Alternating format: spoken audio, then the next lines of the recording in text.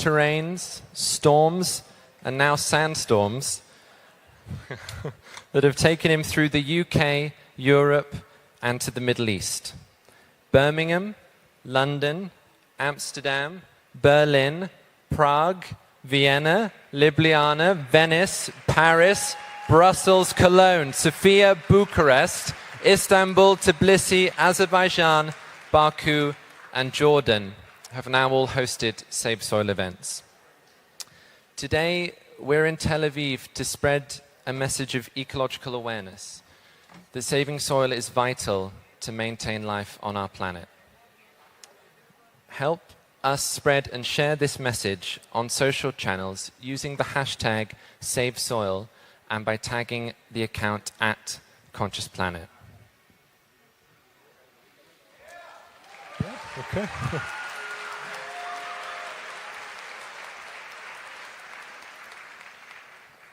As a generation, we have an opportunity to bring ourselves back from the brink of a crisis and protect the future of generations to come.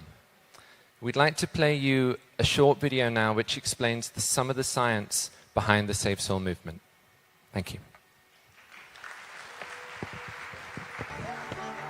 We are talking about climate change, carbon emissions, and global warming and various other aspects,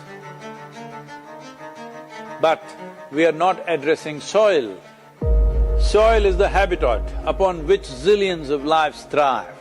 Once there is no richness in soil, then you have forsaken the planet in many ways. Every responsible scientist in the world and the UN agencies are clearly saying we have only 80 to 100 harvests left. That means approximately 45 to 50 years of agricultural soil left on the planet. By 2045, we will be producing 40% less food than what we are producing right now, and our populations will be 9.3 billion people. The food shortages that could manifest in the next 25 years, the consequences of that is unimaginable. Civil wars will unfold across the world once there is food shortage. What we are facing now is soil extinction. Why is soil becoming extinct? Where is it going away? What is happening to our soil? We must understand, if you add organic content to sand, sand will turn into soil. If you remove all organic content from the soil, soil will become sand. In normal agricultural soil, the minimum organic content should be between 3 to 6%. The most minimum is 3%. At least this minimum to keep the soil alive, to keep the soil as living soil is a must. Agricultural soils across the world, the depletion is so heavy, in most countries, more than 50% of the topsoil is already gone in the last 100 years. The nutrient levels have dropped significantly. The level of micronutrients you would get from your food in early 20th century to what you are getting from the same food now has dropped 90%. If you ate one orange in 1920s, what you got from it, now in 2020, if you have to get the same, you will have to eat 8 oranges. This is what we have done to our food. Soil is the biggest ecosystem on the planet, and so few people know anything about it. 1 teaspoon of healthy soil probably contains more microbes than there are people on Earth. The microbial life in the first 12 to 15 inches of topsoil is the basis of our existence. It is this magic beneath our feet which has produced the life that we are. This first 12 to 15 inches of soil is the basis of life for 87% of life on this planet, including you and me. We have to begin to recognize that what we call our soil, Mother Earth, is a living organism. Open soils, ripped open by ploughing, open to sunlight, is the basis of destruction of microbial life. So the focus should be on agriculture, the focus should be on seeing that land is under shade as much as possible, some kind of shade, grasses, herbs, bushes, trees. Conscious Planet is launching Save Soil movement to bring about a policy change to regenerate soil. As a part of this, I'm 65 and I'm riding 30,000 kilometers, a lone motorcycle journey, 30,000 kilometers across 24 nations to activate support from the citizenry to assure the governments long-term investments will be appreciated. So it's extremely important that soil regeneration is enshrined in the policy of every government on the planet. We must change the narrative on the planet that soil is a wealth, a legacy we have received from previous generations, and we have to pass it on as living soil for future generations. We are in a cusp of time. If you do the right things now, in the next 15 to 25 years, we can significantly turn this situation around and regenerate the soil. But if we allow this to progress like this for another 30 to 40 years, after 40 years if we attempt this, then it could take 150 to 200 years because that much loss of biodiversity would have happened. From 21st of March for 100 days, the whole world, every human being on the planet should talk soil. So we must hear the word soil, save soil everywhere to see that the narrative on the planet changes towards the most vital aspect of our life, the soil. Each one of you should reach as many people as you can to make this happen.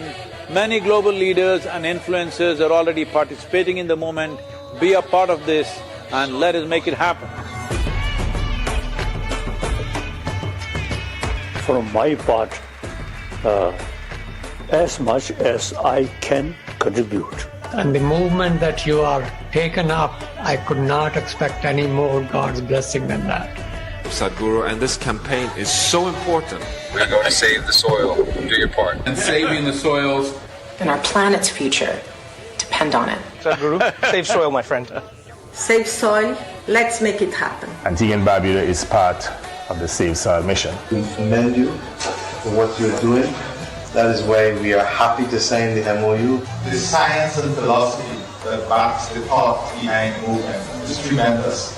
Save soil, let's make it happen. Save the soil. We know what we must do, so let's make it happen. Let's make it happen. Let's make it happen. Let's make it happen. Let's make this happen. Let us make it happen. Let's make it happen. Let's make it happen. Let's make it happen. Let's make it happen.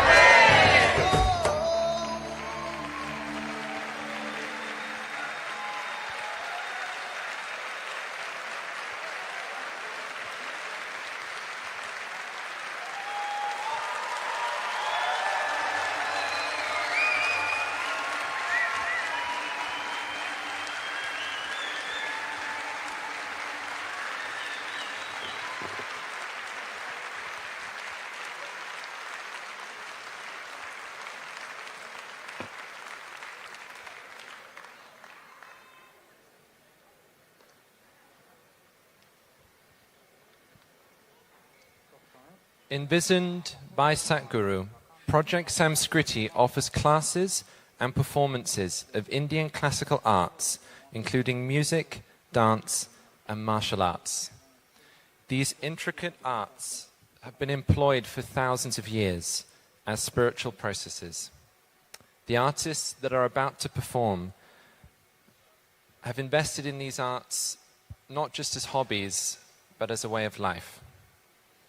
The performance will now begin with an offering by Radhe Jaggi, a classical Bharatanatyam dancer.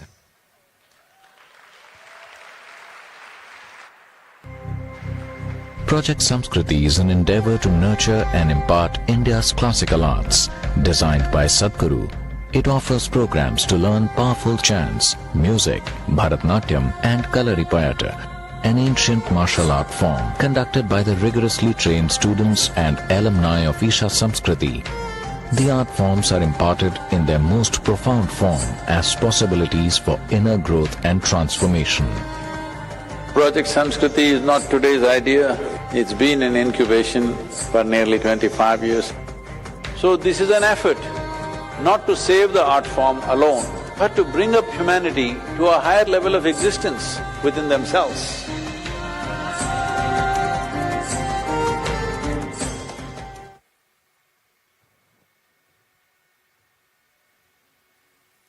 Namaskaram. One with a fierce heart of fire, draped in the rivers and oceans, with hair of open sky and her body the ground beneath our feet. Mother Earth, our source and sustenance. Time is ticking away as we exploit this strong and gentle source of life. To build our lives, our comfort, our luxuries, we have ignored her call, her plea. As her children, we suffer the consequences of our actions upon her. Time is ticking away. It's time to reinvigorate and celebrate the mother that has birthed us, fed us, and the one who will embrace us into her bosom in our death. O Mother, in celebration of your grandeur, in concern for your well-being, in love with all that you are to us, we dance in tune with your rhythm as we are only a part of you.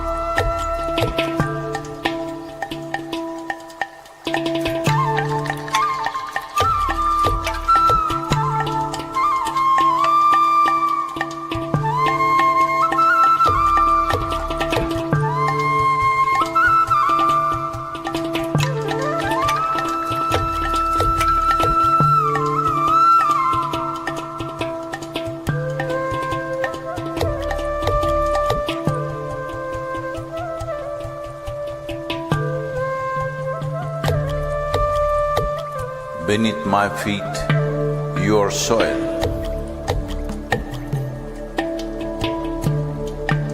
When you rise, you become a tree.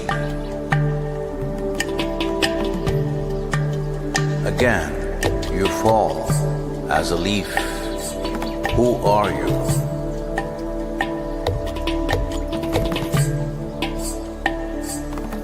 You come up as a crop. You give me life as food.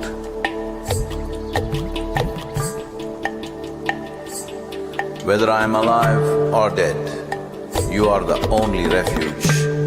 Who are you? You come as water. You come as milk. You come as honey. Who are you?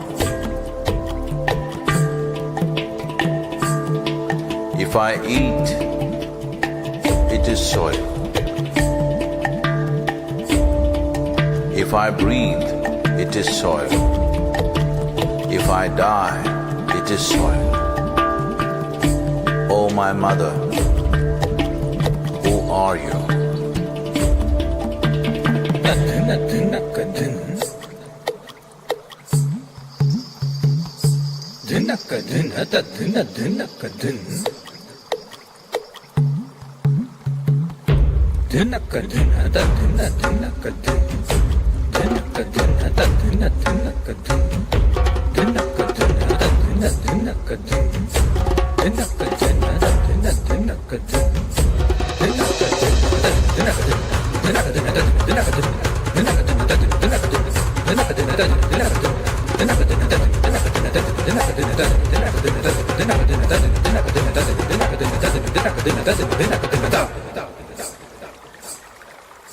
Soil. In the root, there is a stalk. In the stalk, there is branch. In the branch, leaves, bud, flower and fruit, all rooted in soil. That is not our making. The soil, the very soul of all life, shall neither perish nor is created, but in a constant turnaround. A tree and a termite hill, the rough hide of an elephant and the fine silk of the spider, the beasts that you kill and the people that you love, all a recycle of soil, soil and soil.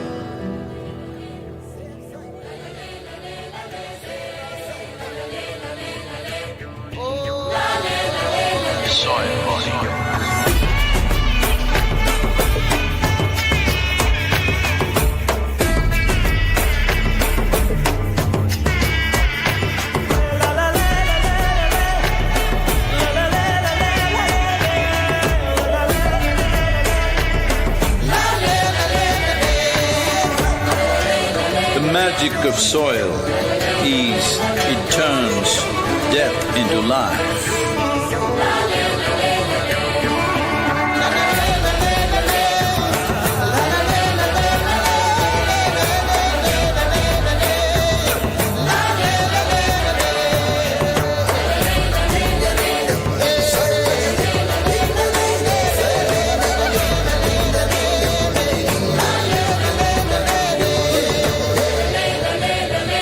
Depleted soils will not quench the fire of hunger. Unquenched hunger can burn the very world. This is a generational responsibility. Save soil. Let's make it happen.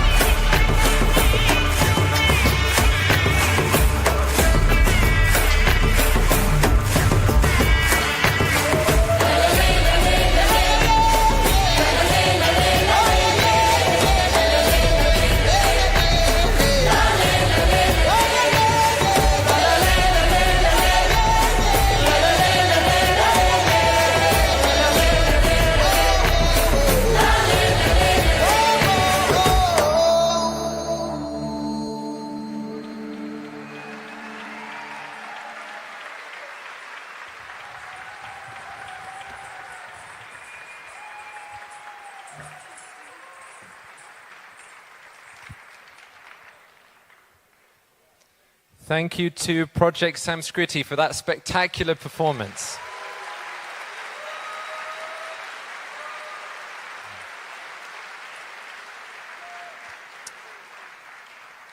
"48 days of Sadhguru's Save Soil journey have brought us countless moments of fun, joy, and some of danger. Are we with him?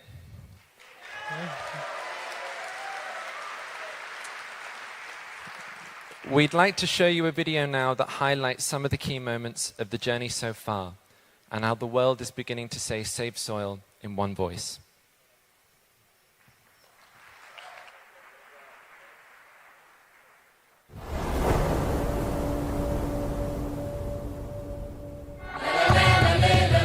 It's a great pleasure for me. These beautiful Caribbean nations are going for this first. This memorandum of understanding that we are signing, it will also bring some technical assistance to the Caribbean region.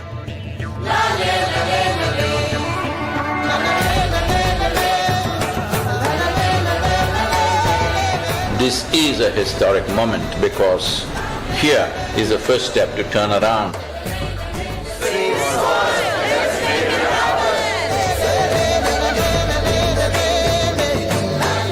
You are probably one of the most famous Indians, and what you're doing today is really important because people like you who have a wonderful following of millions and millions of people, and what you're doing with that is so important with saving the soil.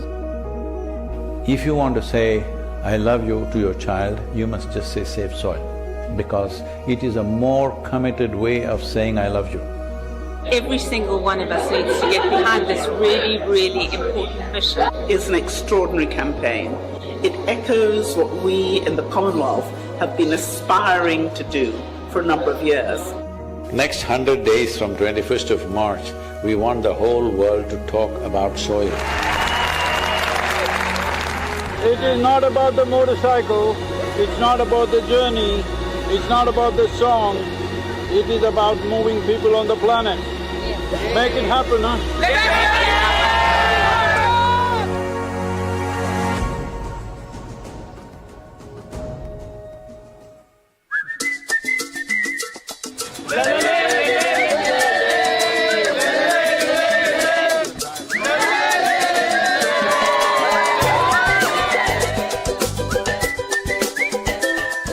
Nobody spoke about soil like Sadhguru does. I think if we all contribute, then we have a really strong voice.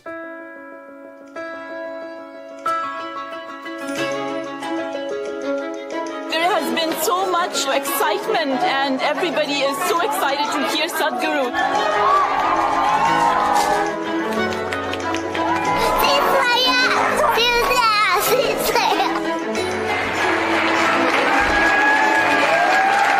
This is our time on the planet.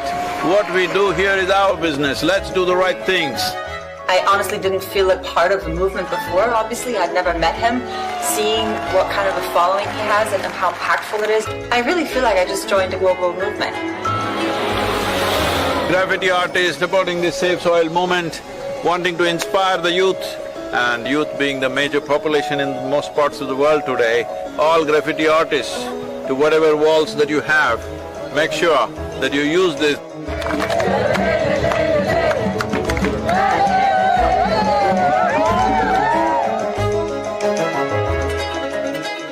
One of the most beautiful cities of Europe.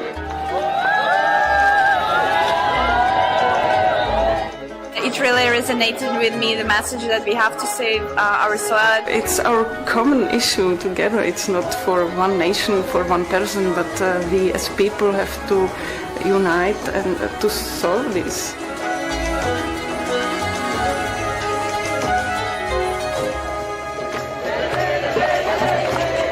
This is a celebration of human beings coming together to do what they need to do.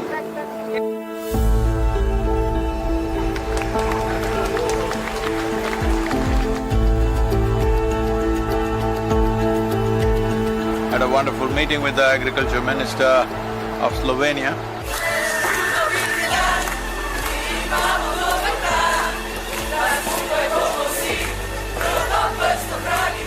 Reshimo Press! All of us have been part of this destruction. The only way is all of us become part of the solution also. Riding on to Italy. Italy is raining heavily tonight. We are in Venice. It's like a wave of hope. Is necessary for the future. Over 2000 years ago, this Eternal City made the mistake of over-farming the region, and the erosions that caused did tremendous damage, and that was also the fall of the city at that time. So, the Romans of today should never make that mistake once again. And we are very happy that we are aligned in our message to really high the profile of soils, and we believe that is very much needed. Young people getting into farming is very good. That's the future of the world.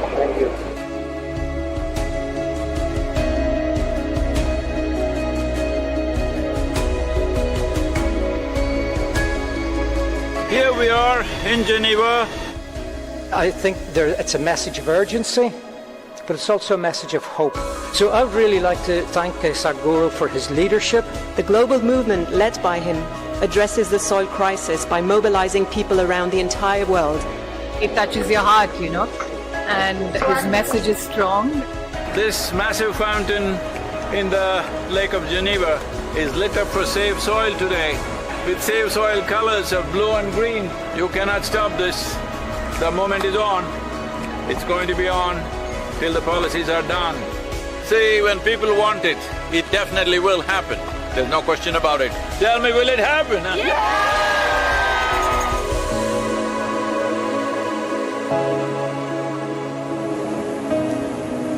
In this cold, slippery road and winds are picking up speed, no matter what the hell, I have to keep going. You think this is a problem? Relentless commitment to what you do. That is the only solution. Save soil, let's make it happen. We already have one action, which is an MOU to be signed between Isha Foundation and 4,000 Initiative Soils for Food Security and Climate for cooperation in achieving our objective of creating a healthier soil. We were just sharing exactly the same objective, increasing carbon content in the soil. I'm really humbled by your campaign, Sadhguru. What you are doing is really impressive. First, I would like to thank Sadhguru for this campaign. I'm quite amazed and thrilled by it. I was very honored to be on the stage and be able to actually express that his mission is what we need. It's fantastic. France has been great.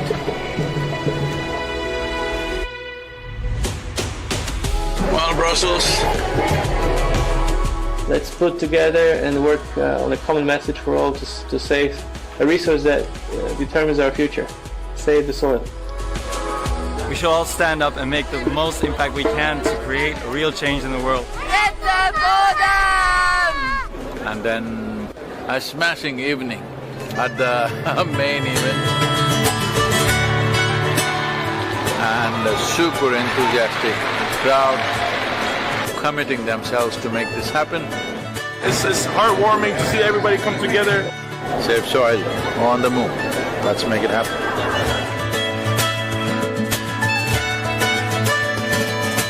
Just look up the news and see in the last 4 months how many governments have started talking about soil because they see it's picking up momentum. But if you create 3 to 4 billion people talking about soil, that's it. That will be the main conversation in the government. Save the Soil is a very important movement that we support as UNCCT. We would like to propose to the world to do whatever they can to protect the soil because it is our future. Save soil, let's make it happen. I need someone to show me the way. I need someone to show me the way.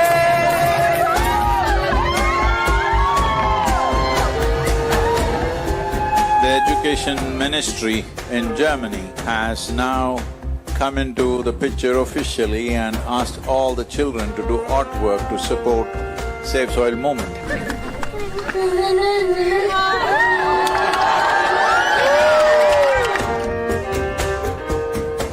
Good, Arjun, wonderful. Congratulations that you wrote to the Prime Minister. Let's make it happen!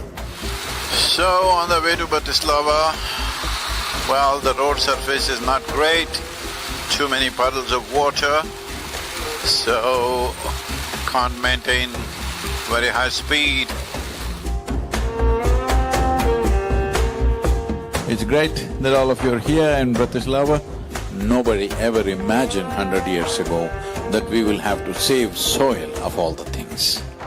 Thank you for coming to Slovakia. It's wonderful, and I'm very happy that with your campaign. Would you like to come in the kitchen and cook with me a little bit? Why not? Without soil being rich, food won't be rich. Without food being rich, our bodies will not be of full potential. What do you call it? It's a Sadhguru sir. Table 12. The old heroes always built something which stands up like this, but the new heroes are those people who will nurture the soil which always lies beneath our feet, never stands up.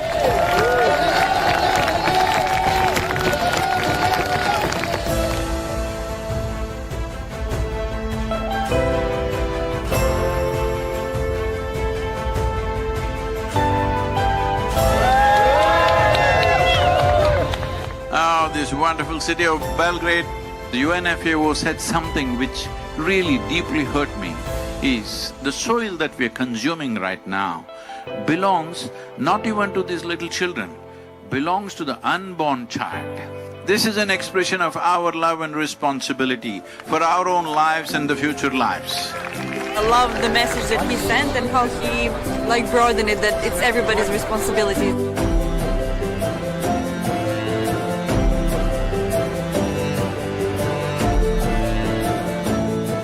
There is a great potential for a good collaboration, partnership with the campaign Save Soil and what we are doing as a government. We can make it together. It's very important, bringing a certain sense of love and celebration towards the land that we walk upon. It's just afternoon, but temperatures are around 2 degrees, morning it was below zero, not a weather for motorcycle for sure. Going from Sofia to Bucharest,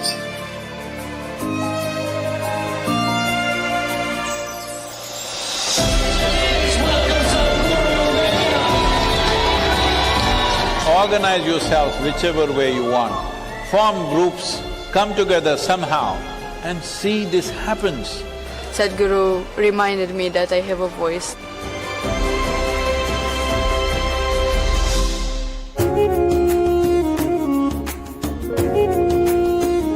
The people from Istanbul were really amazed by Sadhguru to appear, and they were just so happy to see him.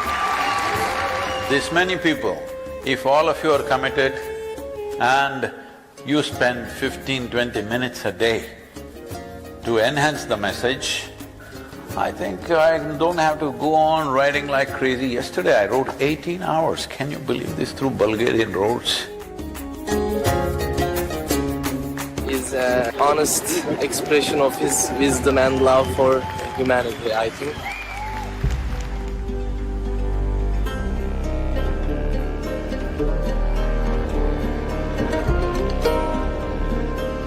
He's been riding through very rough terrain, rough roads, dusty construction sites.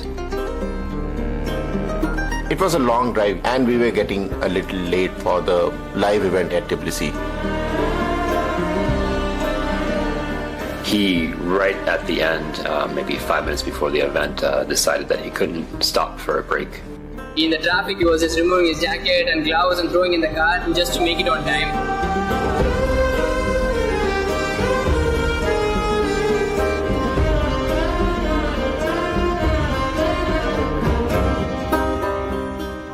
The whole purpose of this movement is to bring this home, that when you walk up on the soil, you know it is the source of your life. Keeping it alive is the most important thing. Will you make it happen?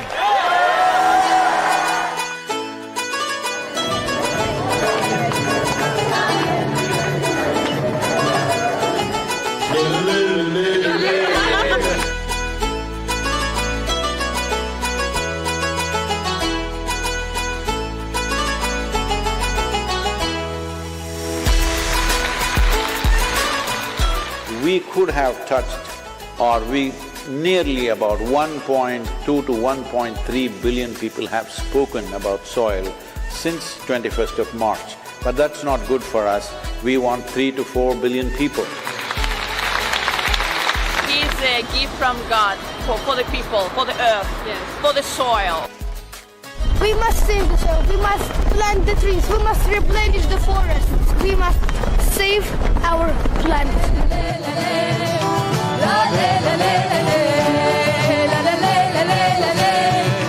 Wonderful, thank you so much for standing up for soil.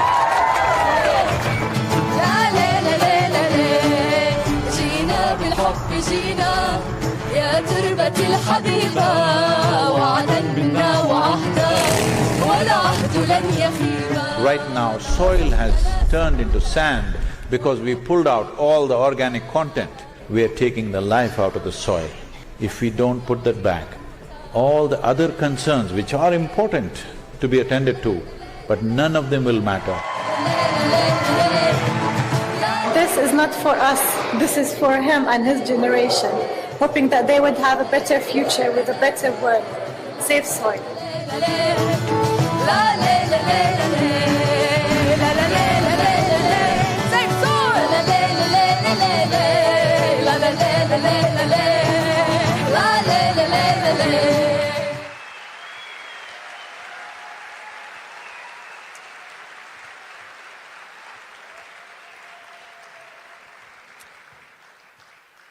It's now our honor to welcome to the stage the Director General of the Ministry of Economy and Industry of Israel, Dr. Ron Malka.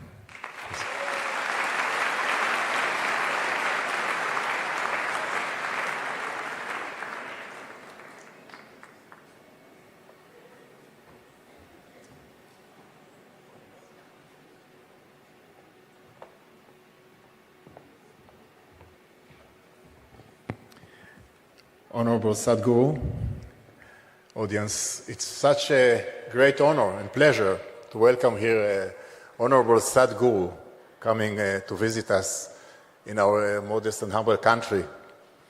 It is such an experience to have Sadhguru here coming with this great message of saving soil, which should be kind of a wake-up call for everybody. And with this message and with this campaign, I'm sure that it will bring something which is very important to the world, and of course Israel should and would like to be part of it. Just a few minutes ago in a private meeting with Honorable Sadhguru, I just mentioned that for Judaism, saving soul is something that is very well known, and we are so much aware of it in our tradition, in our religion, what we call Shnat Shemitah. Every 6 years we stop working the land, saving it, understanding and internalizing the importance of respecting soil and keeping it. So I think that for us, it's something very special to engage with this great vision of saving soil. As the foreign ambassador of Israel to India, I can tell you about the relations, the great relations between Israel and India. I think that Israel and India can be a shining example for the world how much two countries can collaborate, can create partnership, and especially in agriculture, the best mutual agriculture project between any two countries in the world is between Israel and India. We have now more than 30 active centers of excellence of agriculture in India, initiated by Israel. It's a mutual project of Israel and India, training more more than 160,000 Indian farmers every year. Thank you. Again, one more thing important to mention is the International Solar Alliance, which India is the initiator and the leader in the world. India is leading an initiative, global, international initiative, which is called the International Solar Alliance, and Israel is a partner of it. Israel and India are partners in leading this green energy initiative, and this is again something that is about conserving and preserving our very respected and important world, planet. So again, thank you. Again, I think that Honorable Sadhguru should see his visit here in Israel as something which is very special, very unique, and given the relations, the flourishing relationship between Israel and India, we are more than happy to share the vision and to, as I said, to take this vision that Sadhguru is bringing with him and to make it like a turning point from here and forward, and to keep and respect soil. Thank you so much, Sadhguru, for giving us this honor. Thank you.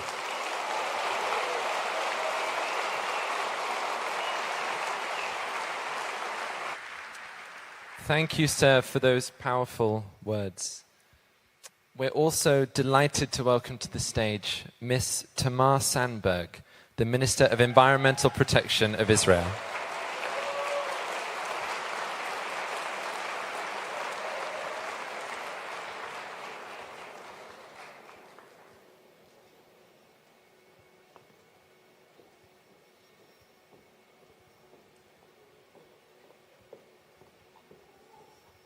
Wow. Namaste. Shalom. Welcome, Sadhguru, to Israel, to Tel Aviv.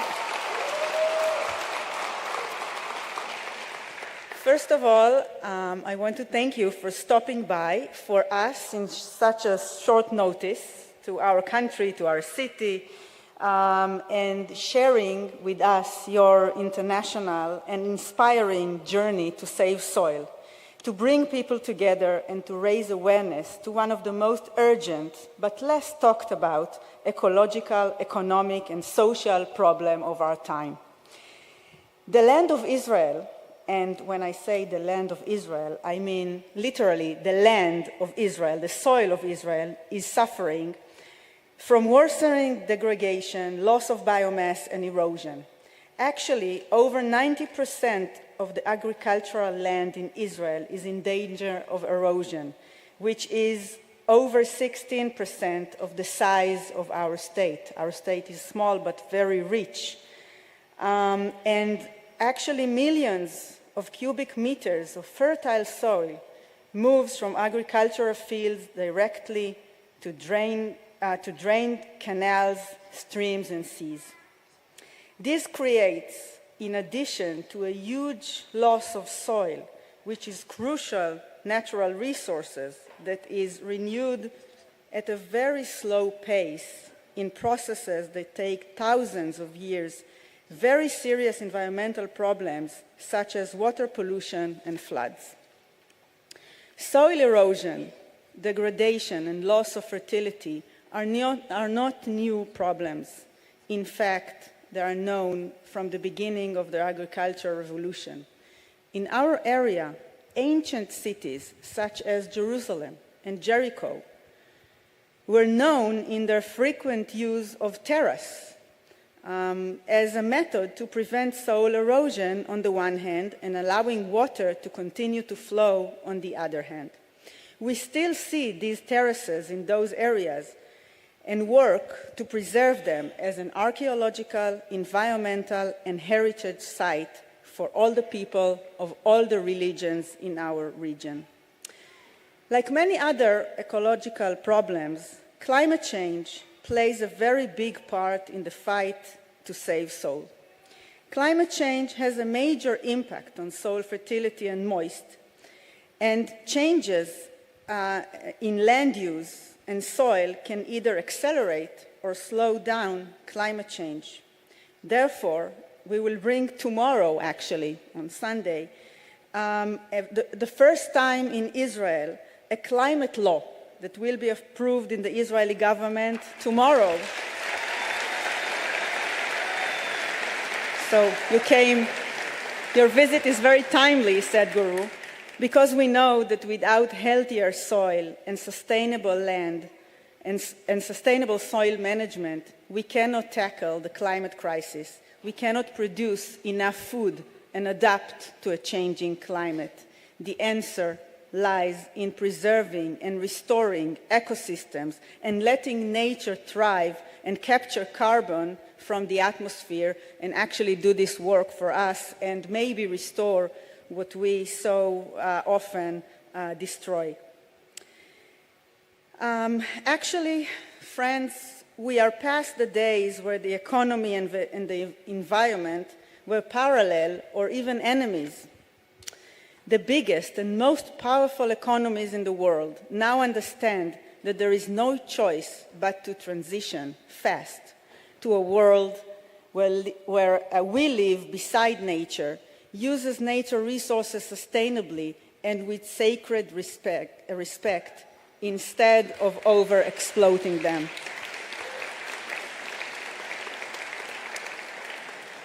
There is no future for us without nature, without wildlife, without natural water resources, and without healthy soil.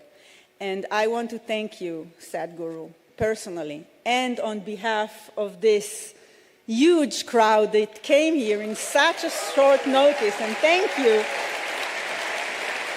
for celebrating with us and accepting us to your community. I'm actually amazed to see this really amazing audience. So I want to thank you, Sadhguru, personally, for bringing all these people together and for connecting all of us and reminding us that the circle of life is dependent on the sustainability of soil. Thank you. And save soul!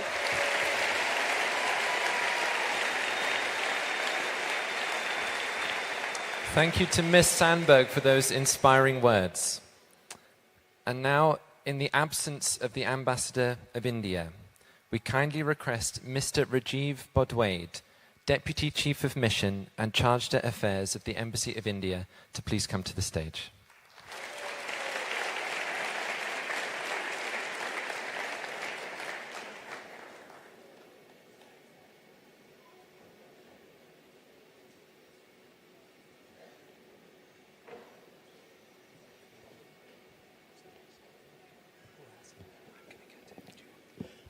Shalom everyone, Erev Tov and Namaste.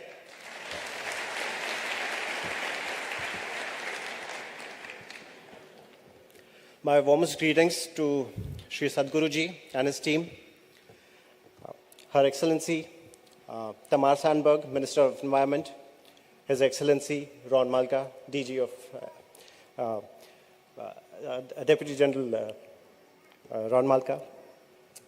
It indeed is a pleasure for me to be here today at this event organized for the Save Soil movement, a cause which is pertinent and important for all of us, not just human beings, but for all organisms. As I understand, our planet, our universe exists in harmony. It exists in an equilibrium. And whenever that equilibrium is broken, it leads to catastrophe, it leads to chaos. Human life and soil have been living in this equilibrium. We are born from the soil and we exist, and one day we perish and we are reintegrated into the soil. The ancient cultures of Israel and India did understand this. As we understand Adma and Dharti Ma in India are reverential. In India, we give the status to the soil, to the earth, that of our mother. And our cultures understood what is the importance of the soil in conserving biodiversity and its importance for our very existence. However, with human intervention, we have indulged in practices such as over-industrialization, unsustainable agricultural practices, deforestation, which has ruined this delicate balance that we had. This is manifested in the soil degradation that we are seeing. By soil degradation, I mean that the organic portion of the soil is depleting. The organic portion is the living part of it, the biodiversity, the soil that lives, and we live because of the soil. The living portion is dying, and it's happening at an alarming rate.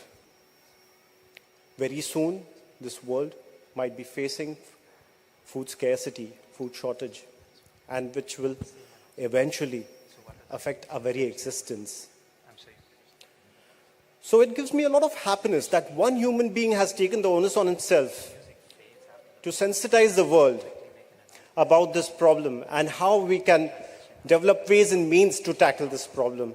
Sadhguruji, I'm so glad that you have taken the Safe Soil movement, where you are passing through 25 countries, 30,000 kilometers in 100 days, telling the people the importance of this particular subject.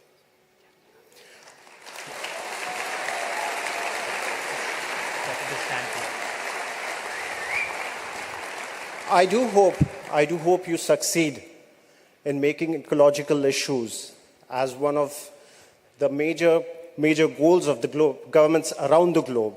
I really do sincerely do hope so. Sadhguruji, you have also come to Israel at a very opportune moment. This year, as you know, that India celebrates 75 years of independence. And also, it is the year where India and Israel are celebrating 30 years of establishment of full diplomatic relations.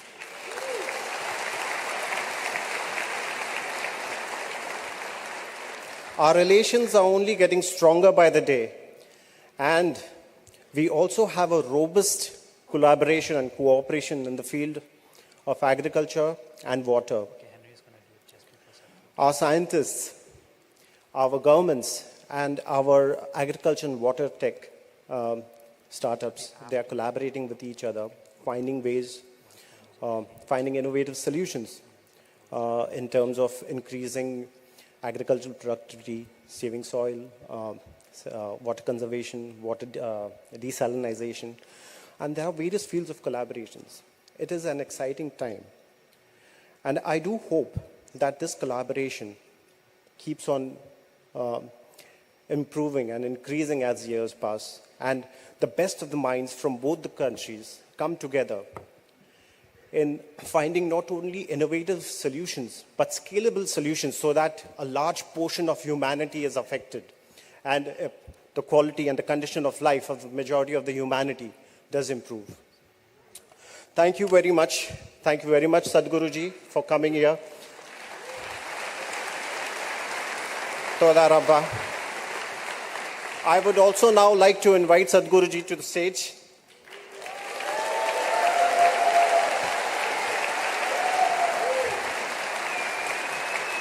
Also, Her Excellency Tamar Sandberg, His Excellency Dr. Ron Malka, please.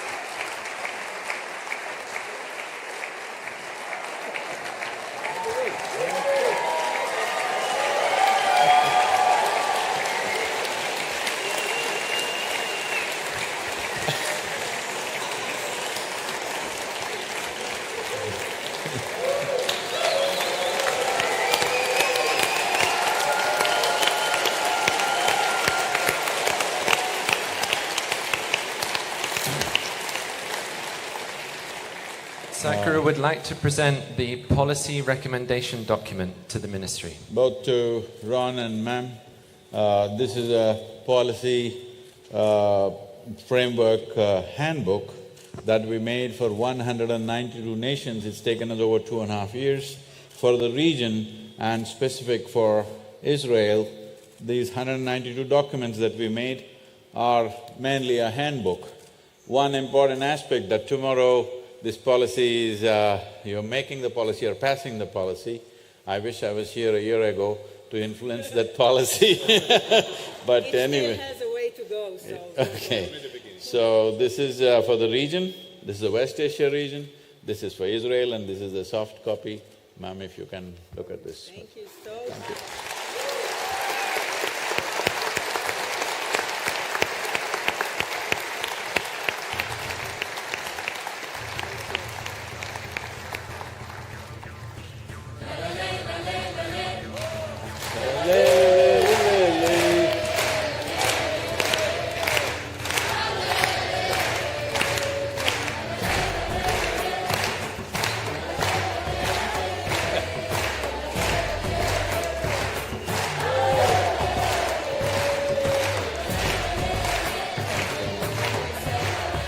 Turn around, turn around. Thank you so much. Turn around. Oh.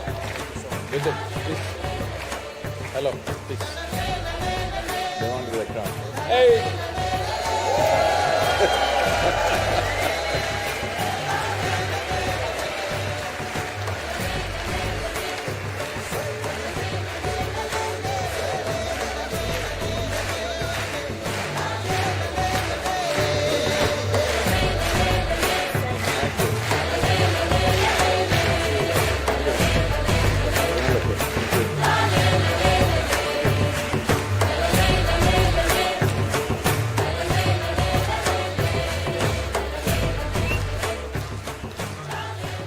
For those that were struggling with the live voice translation app, it is now working. The code should also be on the screen. Thank you so much.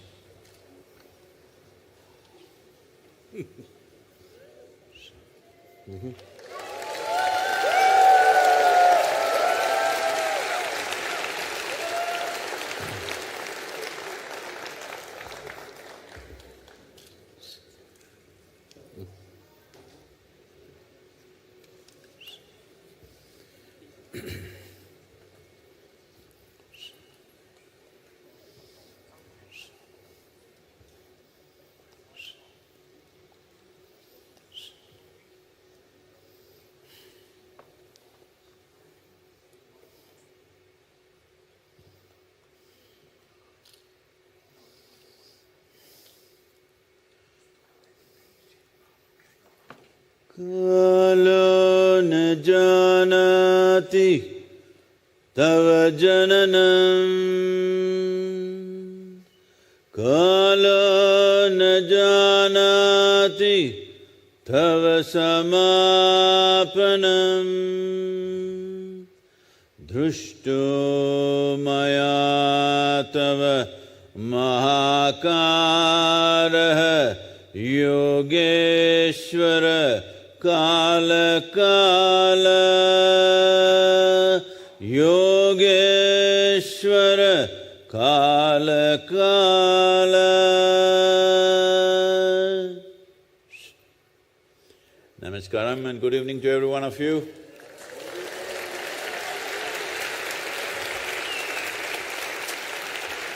I just came in yesterday evening and it's been crazy and I haven't picked up the Hebrew word for good evening or anything.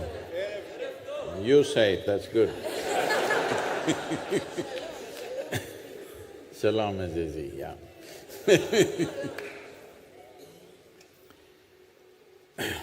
Well, this ancient land, which has been through so much, indescribable amount of life's experience, pleasurable and painful, many things. Well, I was just thinking, because I never know what to speak, you know. So, the most ancient thing or the most ancient person that I've met in my life was my great-grandmother. Those of you who are looking at me through your third eye, okay? It'll go on the YouTube immediately, you can download it from there, don't waste your time like this. Be with me, come on.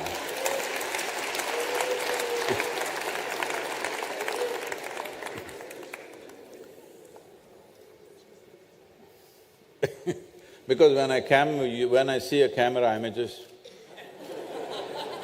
trees, you know, so… My great-grandmother, who lived to be 113, 113 years of age, she just wouldn't die. Her husband died, a few of her children died, some of her grandchildren died, and a few great-grandchildren died, but she just not dying. Because she got married at the age of 14. So many things happened, but she lived and lived. Why am I talking about my great-grandmother? Are you okay if I talk about my great-grandmother?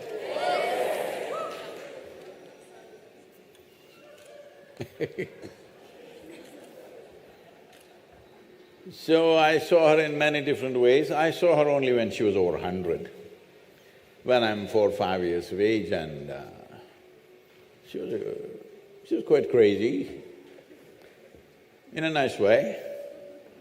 But people said, she's a devil of a woman. Not because she did something wrong or anything evil. She had a laugh which would shake the street.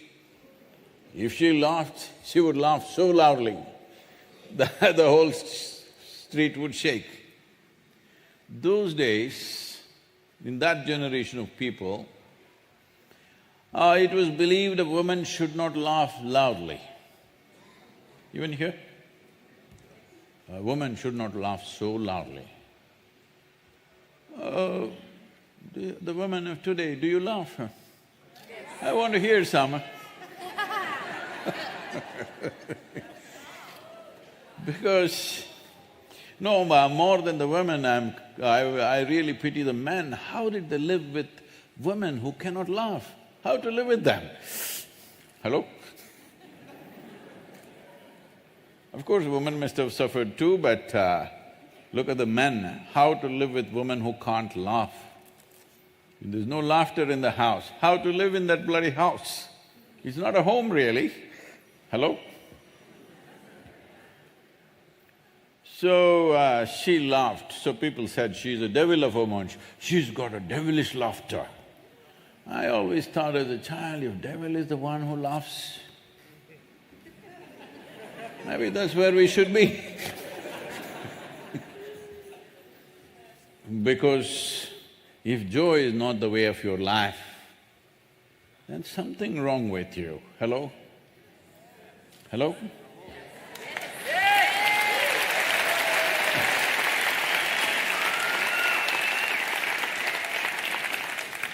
Then I saw her doing strange things, and she would be… she had hair till beneath her knees, just more than that, like she's over 100 years old. And she will be dancing crazy and crying and laughing, tears drip, coming all over. Tears are all the time on, and she's laughing like crazy and dancing. People say, oh, she's crazy, she's got some devil going. All I could see was the woman was just ecstatic, simply by herself, over 100 years of age.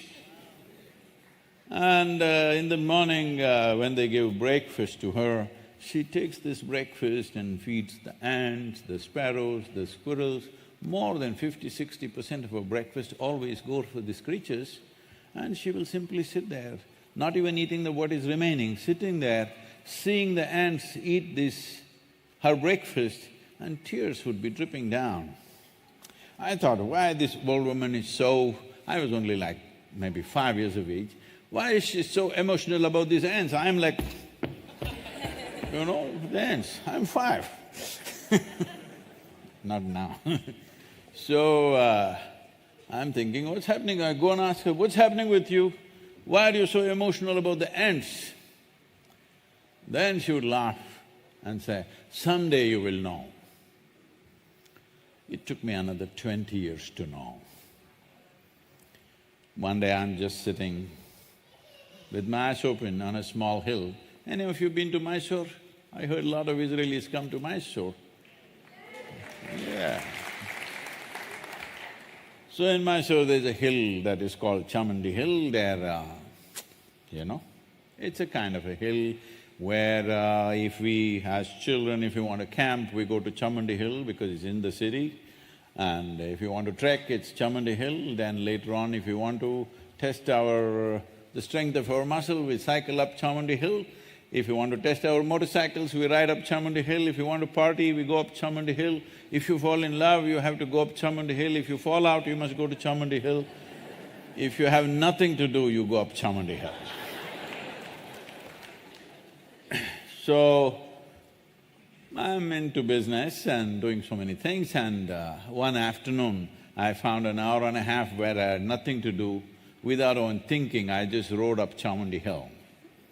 Parked my motorcycle, went up, sat on a rock. I know this place very well, and I sat there with my eyes open. Within a few minutes, I did not know which is me and which is not me. What was me was just all over the place. And I thought this lasted for 10–15 minutes, and when I opened my eyes or when I came to my normal consciousness, it was 4.5 hours gone by and tears were flowing. For the first time in my adult life, me and tears were impossible. Here tears are flowing, every cell in my body is dripping ecstasy, really blissed out. Then I think I'm a super skeptic person and I think maybe I'm going off my rocker. And then I consult my closest friends, something like this is happening to me, I'm just bursting with blissfulness. I say, hey, come on, what did you drink? What did you pop? This is all the questions that came. So essentially, I had no context to what was happening to me. All I knew is I have hit a gold mine and I don't know what it is. I did not grow up in any kind of spiritual traditions or anything, I just grew up wild. Still stayed that way. So, I sat down and looked at it and experimented this in many different ways. Then I realized, if I keep my mind or if I keep my hands off my mind, if I create a little distance between me and my psychological process, every cell in my body bursts into ecstatic states. Then I went through this process many times and then I said, this is it, I have discovered something and I will make the whole world blissful. Who would not want to live blissed out? I couldn't imagine. Who would want to live blissed out? Hello? Who? You don't want to live blissed out? Who would not want to be blissful? Don't raise your hands, that scares me. At that time I thought nobody would not want to be blissful. And I was 25 years of age.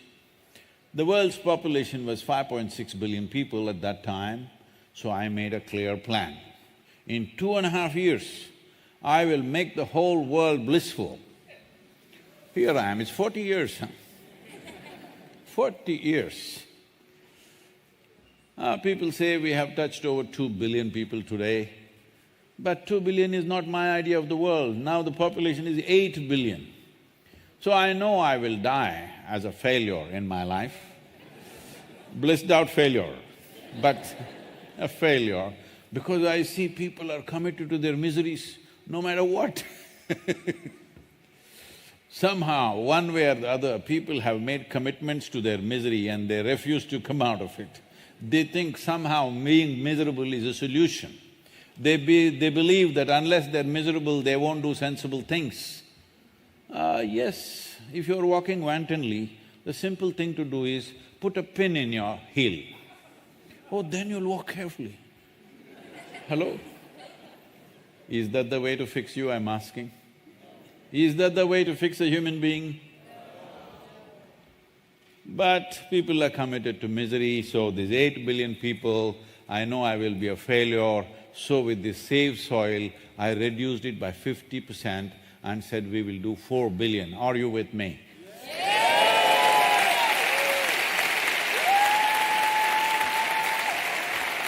Half the population, we must make it, hello? At least half the population, 50% marks at least I must get in my life, please. Because this has become important now. When it comes to soil, what is the problem? Why I'm saying this is, in the last 2.5 years, I've been speaking to many agricultural ministries around the world. What I see is, still most ministries in the world refer to soil as an inert substance that they are going to fix by adding nitrogen or phosphate or some stupid thing. They are still not recognizing soil is the largest living system, not just on this planet, in the known universe. This is the largest living system, zillions of lives in the first 15 to 18 inches of soil. A handful of soil has 8 to 10 billion organisms in it, just a handful of soil. And we are thinking it's inert. First of all, who we are here as we sit here, we're just a consequence of the life that's happening in the soil. Not just by the food that we eat, even in terms of evolution. Just to give you a perspective.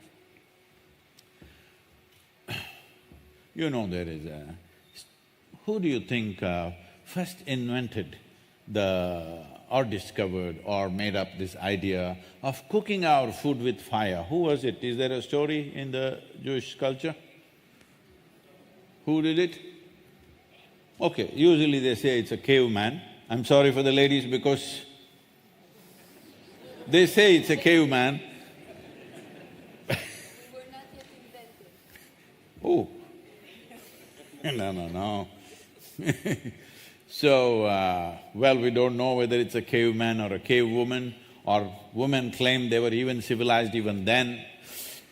So, it was a caveman or some smart caveman or a cave woman came up with this idea of cooking their food with fire. What a difference it's made to our lives. Hello? Huh? Can you imagine? I know this… I think last 24 hours has been Shabbat and you don't light fire, is that correct? Okay. So I see a lot of people cursing, there is no hot milk, there is no hot this, all right? When there was no fire, using fire at all for cooking, and somebody came up with that idea, how fantastic an idea, isn't it? But I want to tell you, nearly 1 billion years ago, a very smart algae or a fungi, we do not know which one. Just like we don't know whether it's a caveman or a woman, we do not know whether it was a fungi or an algae, but one smart fungi or an algae came up with the idea of cooking their food with the perpetual energy of the sun. This phenomena today we call as photosynthesis. Before the phenomena of photosynthesis started on this planet, the oxygen level in our atmosphere was a shade over 1%. Today it is 21%. It is because of this 21% oxygen in the atmosphere, you and me are breathing, you and me are alive, you and me were made. And every other complex life form was made on this planet only because these organisms came up with this brilliant idea of cooking their food with solar energy. So I'm saying who we are today is only a consequence of their activity. They are not here because of us, we are here only because of them. And in the last 1,000 years, we have reduced the photosynthesis on this planet by 85%. What's our plan? Hello? What the hell is our plan for life? We're living as if like we're the last generation. And many young people also call themselves Generation Z, that scares me. It sounds like the last generation. Don't call yourself Generation Z, call yourself Alpha, call yourself whatever. Don't call yourself Z because that is a scary thing. But we could be heading that way if we don't do the right things. So people immediately ask, Sadhguru, is the world going to end? See, this is the biggest problem in human mind. They want a prediction. Only idiots who don't have a plan and have the determination to execute a plan come up with predictions. Hello? Tell me, do you want a prediction or shall we make a plan that we will live well? We need a plan and we need a relentless commitment to see that the plan is executed. But everybody asks for a prediction, Sadhguru, will the world end? The world will not end, that is the problem. If the world did end, all problems are over. Hello? Yes, it's over, isn't it? It is just that it will go into a slow fade. Fade is going to be very, very painful. The problem with us is just 60, 70 years. 70 years we've eaten well, 2 generations, and we've forgotten what is a famine. Everywhere in the world there were famines 70 to 80 years ago. In India, in 1942, a famine took 3.2 million people. In 4 months, 3.2 million people died. Not by a bomb or bullet, slow fade. It is the most painful way to die is a famine, starving yourself to death. As this happens, human beings will lose all their humanity and do terrible things to themselves and to each other. There have been situations around the world, I'm telling you, where people have cut the limbs of their own children and eaten to survive, because that is how it is when the hunger is not quenched for months on end. We should never again drive humanity in that direction, but unfortunately we are driving humanity in that direction. By 2045, it's expected, every responsible scientist is clearly pointing, we will be producing 40% less food on the planet and our population will be over 9 billion. People tend to think, oh, in my country there is no such problem. You need to understand, once there is real food shortages, whoever has the biggest guns will take the food. Hello? Not because you have the food you're going to eat it. Whoever has the biggest guns will take the food. This is the way it's going to be. Well, I'm not saying right now we are a very civilized world, we're still a little bit of a bully world, but we will become a horribly bully world once food shortages begin to happen. And in the last 50 years, there have been 30 wars in Africa. Out of these, 27 wars were fought for fertile land. They're expecting by 2035, there will be dozens of civil wars across the world because of food shortages. Is this the place where we want to leave our children and go? What kind of people are we, really? This is a time, this is a moment in history. We have to decide what kind of people are we. Are we people who are concerned about… because it's intrinsic and natural, it's not a philosophy, it's not a morality, it is not an ideology that you want your children to live better than yourself, is not taught to you by religion or philosophy. It is intrinsic to human being. The moment you have a child, you want your child to live better than yourself, yes or no? But right now, we are taking away the foundations of the possibility of good life for them if we destroy the soil at the rate at which we are destroying. When I say destroying the soil at the rate at which we are destroying, the UN FAO says that every year, on an average, 27,000 species of organisms are going extinct. At this rate, if you go, in another 35 to 40 years, we will reach a place where even if you want to revive the soil, you cannot. But right now, we are in this challenging and privileged moment that if we make up our minds and take the necessary action, in the next 10 to 15 years, we can make a significant turnaround. This is why the urgency, and this is why it is very, very important that we stand up and show who we are. So, shall I go and fix my kitchen garden? Because this is a fashionable thing. I'm composting my vegetable waste. How much vegetable waste do you have per day? 500 grams. Oh, great, it's very cute of you. But it's not a solution. Because when it comes to agriculture, when it comes to soil, when it comes to soil ecology, our national borders mean nothing, because microorganisms operate as a global system. So, this is my piece of cake, that is your piece of cake, this is a human problem. Planet is not a cake for us to cut and think it is all separated. For administrative purposes, for political purposes, we might have formed nations. But for life purpose, there is no such thing as nation. There is no such thing as national borders. People are talking about doctors without borders. I'm asking you, are you beings without borders? Are you a life without borders?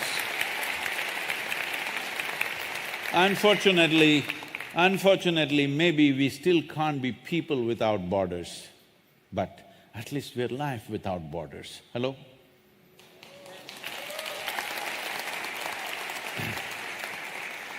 Because that's the way life happens. The only way we can see the continuum of life process is that it has to be addressed globally. But when we say globally, there is no such authority to make a global policy because pieces of geography are held by nations. I'm glad to know that tomorrow there is a soil policy, or what is it called? Climate policy coming up, which includes soil, I believe. Yes.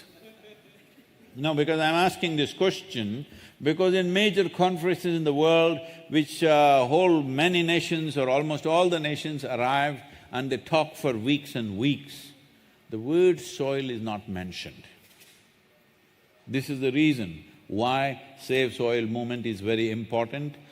I'm asking you, you've heard of climate change, you've heard about global warming, you have heard about fossil fuel burning, this, that, but have you heard people talking about soil with the same? It's not happened simply because if you knock on the oil industry, it'll spill dollars. If you knock on the automobile industry, it'll spill dollars. If you knock on coal industry, it'll spill dollars. If you try to knock the farmer, you will get hit. So nobody. So this is not about farmer has to make the change right now. It is not that we are expecting him to do it. It is important there is a policy where enshrining soil as an important living entity in our nations is most vital. Why the soil policies are most important is, see, today I just went to your Jaffa today morning. The old cities of every nation or every city has an old part, generally the more ancient cities have older parts. If you go to these parts, you will see homes are built in such a way where there is no concept of a window, wall to wall, wall to wall. Yes or no? In almost every city. But in the newer part of the city, you cannot build like that because there are urban laws. If you have 10,000 square feet of land, you can't build a 10,000 square feet of building. There is some law, maybe depending on each city, 6,000, 7,000 you can build, you can't build the whole space. If you build more, they will come and demolish it. But till now, in most nations or almost all nations in the world, if you have 100 acres of land, you can plow every inch of it and in 10-15 years' time turn it into a desert. Nobody will ask you, why have you done this? So we need laws to say that if you own agricultural land, minimum 3 to 6% organic content must be there, because that minimum is needed to keep the microorganisms alive. We are only thinking of soil as a resource. This is tragic. This is for me it is so unaesthetic. I'm saying, we have all fed upon our mother's breast. Do we call her a resource or is she the source of our life? Hello?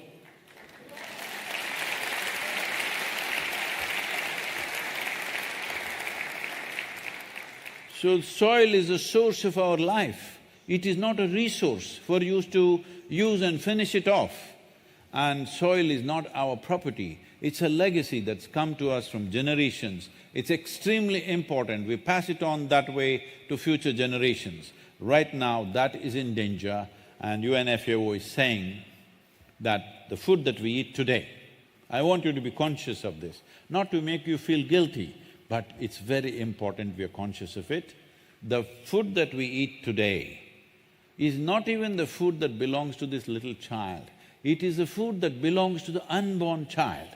An unborn child means the most defenseless life. Hello? An unborn child is the most defenseless life.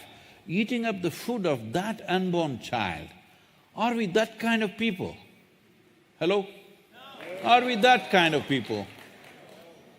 But right now, that is a fact. We are eating up the food of the unborn child, and it can be fixed in the next 10-15 years' time. What should I do? What should I do? Roll up my sleeves. No, that's not the point. When you live in a democratic country, you have a vote, that's your business, I leave it to you, but you have a voice. Your voice is most important. I want 3 to 4 billion voices to speak about soil, not about me, not about this moment. Talk about soil for the next few days. Hello?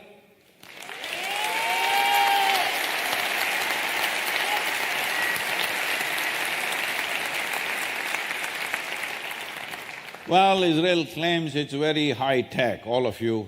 Hey, you have a smartphone or a dumb phone? Smartphone. Oh, see, normally you call somebody smart only when they're smarter than you. Hello? Anyway, you have a smartphone for a companion. If you want to send a few silly messages to somebody, do that. I'm not against it, but you need to understand this instrument is a powerhouse. If you are committed, if you know what to do, if you are committed to create what you want in this world, you alone, I'm saying a single person, you can reach 3 to 4 billion people. It may take a little time. But there's many of you, hello? If you make up your mind, spend just 15 to 20 minutes a day. The people who are in this hall can reach 3 to 4 billion people in the next 30 days. Possible or not?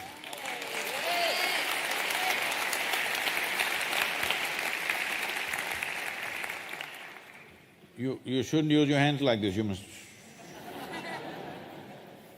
Yes.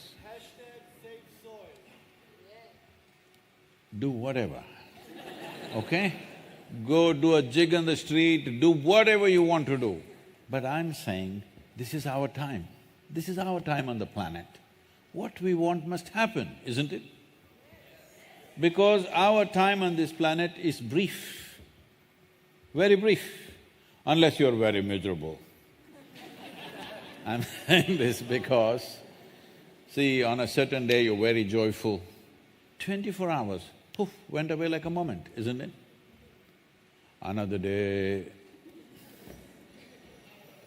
a little like that, 24 hours feels like many years. So if you're joyful, your life will get over like that. Only miserable people can have a long life. Hello?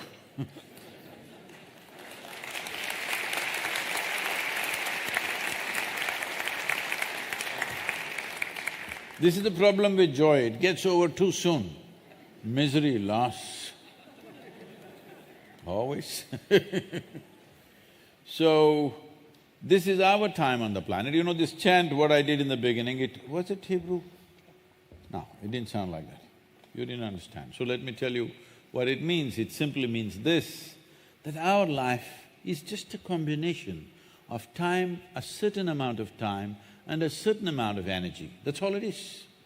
As we are sitting here, time is rolling away. Hello? Just tick, tick, tick. You know those girls who are doing, huh? Time is rolling away. It is not the clock which is ticking, it's our life ticking away. Hello? Since you came and sat here, you're about an hour and a half closer to the grave. Yes, you are. If you do some yoga, you can push it a little bit, but you cannot avoid it.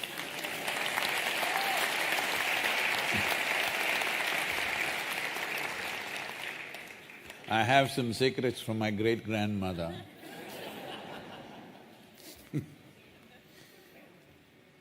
So time is not in our control. it just rolls away for all of us.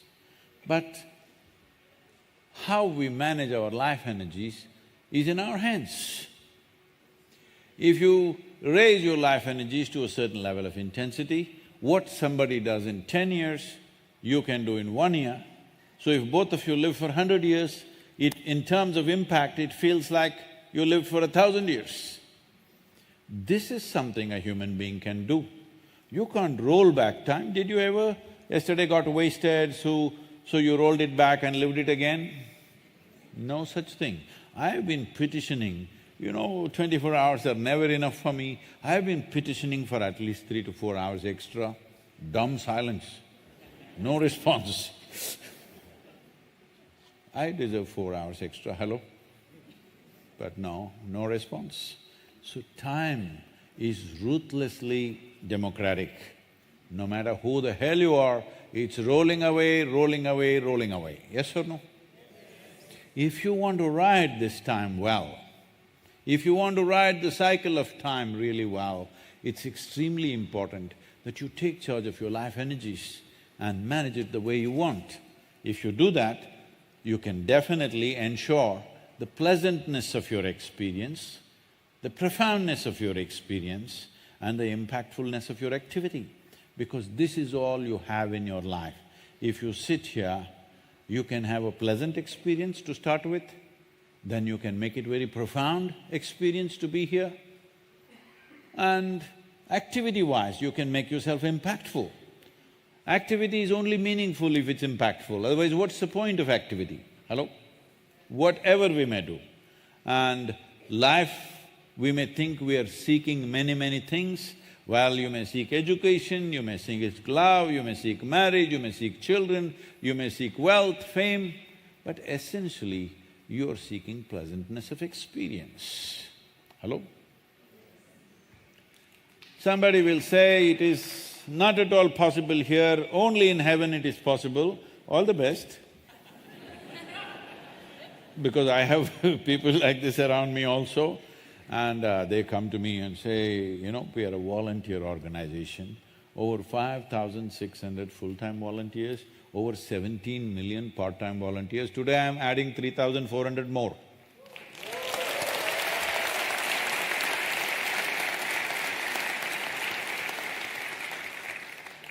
And people are saying, oh, Sadhguru, he's so horrible, I can't work with him, she is impossible, I can't work with her.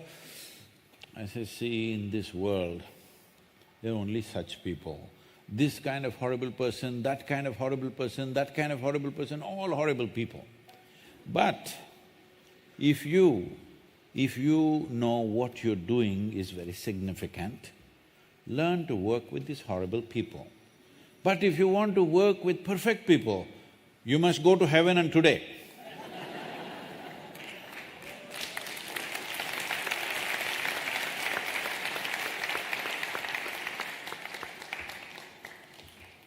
Because right now, this is most important, we come together as humanity because this has been the miserable nature of our history. We are always looking, how is this guy different from me? He has no hair, so he is different. He is different race, he is different religion, he is different nationality, this, that, all kinds of things. Every possible way to make differentiations and discriminations. And now this was okay when we were fighting with sticks and stones. Somehow, 1 or 2 will die and we forget about them and live on. Unfortunate, but that's how it's been. But now we are so super empowered as human beings. If we still think the only way to solve issues is by confrontation, well, in another… see, already people… we had in 20th century, we had World War I, World War II, now people are talking about the third, number 3. Hello, shamelessly. Hello? Most shamelessly, because when World War I happened, people said, never again we'll fight a war. And within 30 years, they were at it again, on a scale and misery that I'd never seen before, that kind of stuff. I don't have to say anything to you people, you know what it means. But At that time we made up our minds, whatever League of Nations, then United Nations, we said never again we will fight. We are mature enough to sit down and debate our problems, and that's idea, right? We did not believe that there will be no problems. There will be problems among human beings, there will be disputes, but we will be mature enough to sit down, talk it out and settle it, not shoot at each other. That was the idea of United Nations. But since 1944, how many damn wars have we fought in this world? Endless number, all right? Nobody knows the count. I'm sure nobody in this hall knows how many wars we have fought since 1944. Even if you're a student of history, you still don't know because that many have happened. And when the 2000 came, young people said, oh, we are millennials. I don't know what that means anyway. We are millennials, we are technology people, we are information technology, which is a knowledge generation. We're not going to do those wars. Since 2000, how many wars? There's not been a single year without a war somewhere, been going on and on. So, we need to understand this. It's extremely important as human beings, instead of searching for differences, we need to find some common factors, some common denominators. If you do not understand what is the all-unifying cosmic consciousness, at least you understand this much. The soil that you walk upon is where you come from. The soil that you walk upon is what nourishes you every day. The soil that you walk upon is where you will go when you fall dead. Hello? Unless you've booked with that $1.7 million deal, you know this? Somebody started an enterprise, if you pay $1.7 million, when you die, whenever that is, they will take your body and leave it in the space. Because there is no oxygen or microbial activity there, your body will not deteriorate, it'll be the same way and it'll be floating around all over the space. You will not know because you're dead. But somebody may pick it up someday. I'm saying, if you have not done anything sensible in your life, at least when you die, bloody get back to the soil.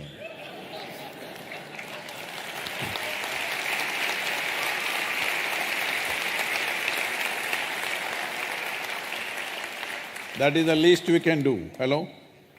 That is the least we can do. Because this body is just a loan, this is just what we borrowed from this planet. And the topsoil is the cream of this planet.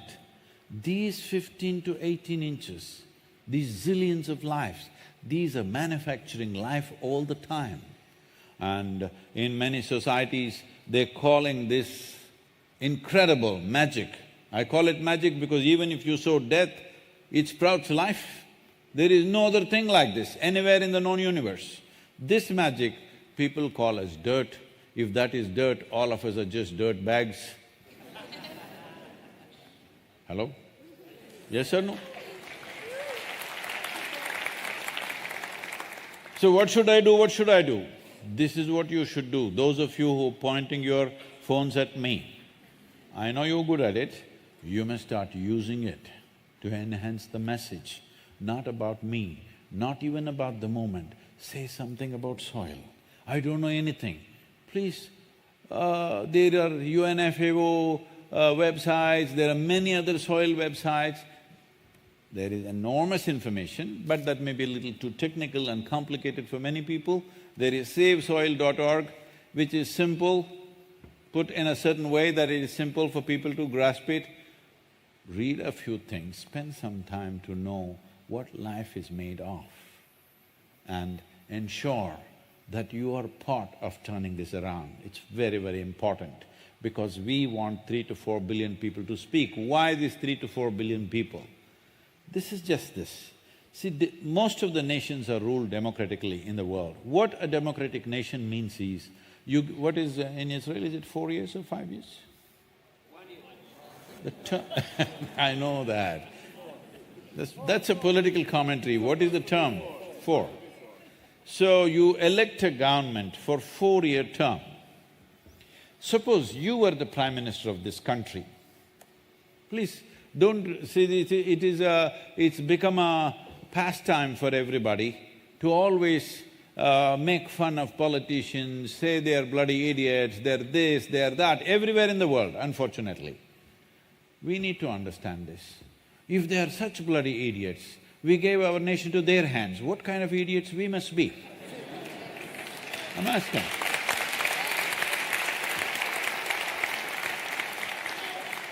So, I want you to understand, if you were the Prime Minister of this nation or any nation, if we gave you a 4-year term, 4-year mandate to do something, would you naturally focus on doing something which bears results in 2, 3, 4 years' time?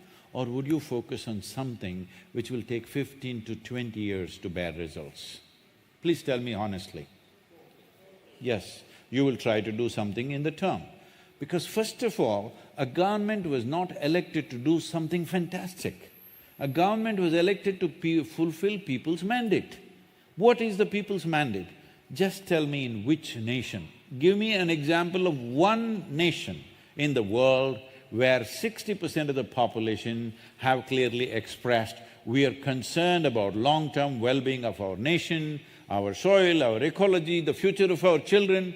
No, you're asking for one silly tax benefit, you're getting it. You must be happy. This is what every population is asking and that's what you're getting. It's time 60% of the population stands up and says, we are concerned about the soil, we are concerned of the future of our nations and our children. You think a government can ignore it? Hello? Because democracy is a number game. Numbers are the only currency in a democracy. You people must give the mandate to the government. If you invest long-term, we're with you. If you ask for short-term things, they'll do short-term things, because after all, the term you're given is 4 years and you said 1 in Israel.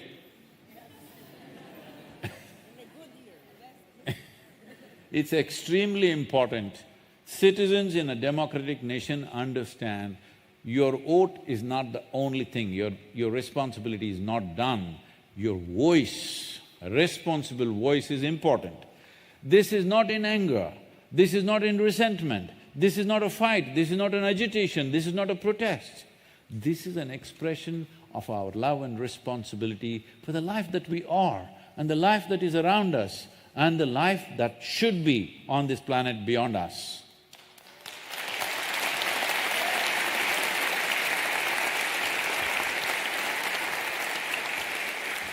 Generation Z, please change the alphabet. Scares me. At least X, Y, do something. Now, as dire as it looks, nature has a tremendous resilience. We can put this back. We can put this back in the next 8 to 12 or 15 years max if the necessary policies are made today. I must tell you, policy making is of a certain process. It has a certain cycle. It doesn't happen, oh, we said this, we tweeted, nothing happened. That's not the way to look at it. Let me tell you what's been happening with me and policy in India and things like that. We started this nearly 27, 28 years ago. I've been talking about soil for 30 years. Everybody says, Sadhguru, what you're doing is fantastic. It's really great, Sadhguru, and they go to sleep. Yes, this is the way of the world. This is why it's at the age of 65, 30,000 kilometers is not a joy ride. Your ass will fall off, huh? Yes.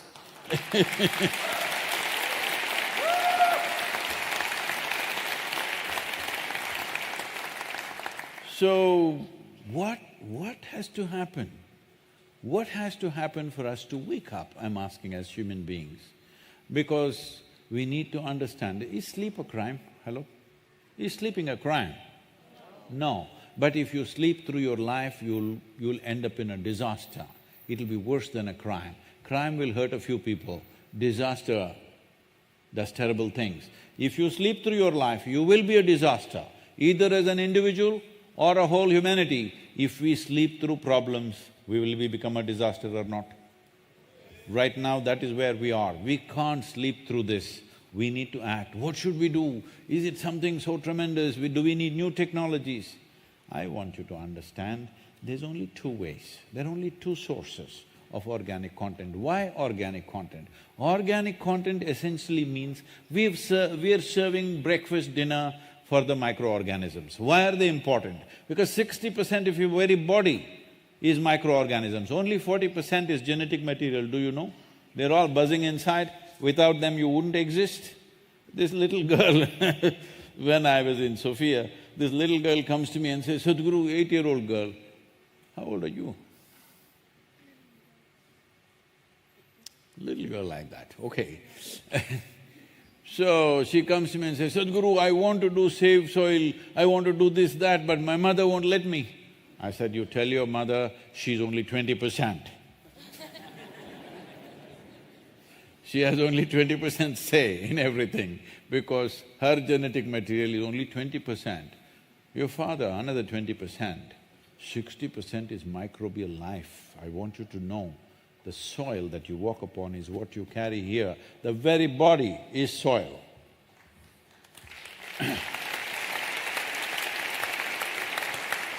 The question is only, will we get it now or will we get it when we are buried? That is the only question, you can decide.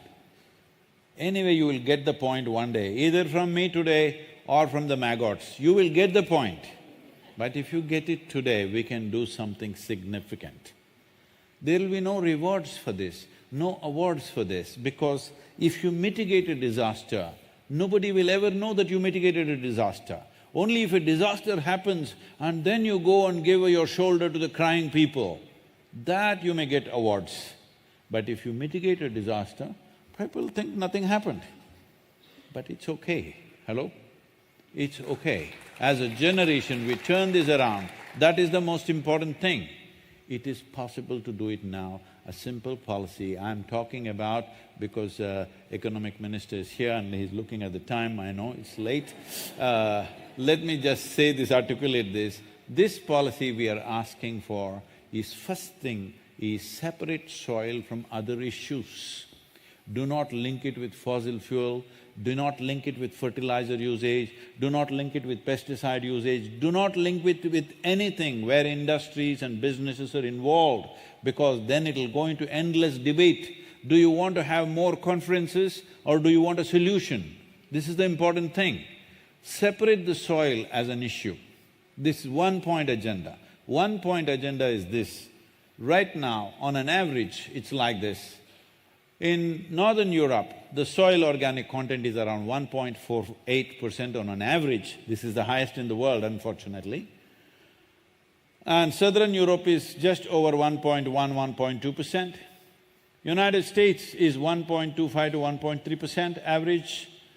Africa is 0.3%, which is on the verge of desertification, big-time desertification happening. India is 0.68%. This region, because partly it is desert, your averages will be very, very low, but it's okay, because part of it is given as desert, the agricultural soil may be reasonably better. I don't have to say too many things to Israel because this is a population which has converted a desert into fertile soil when the rest of the world is busy converting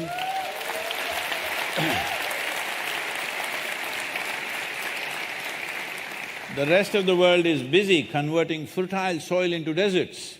Yes, desertification is happening at a pace where in the last 25 years, we have lost 10% of the earth's land to desertification, 10% of the land.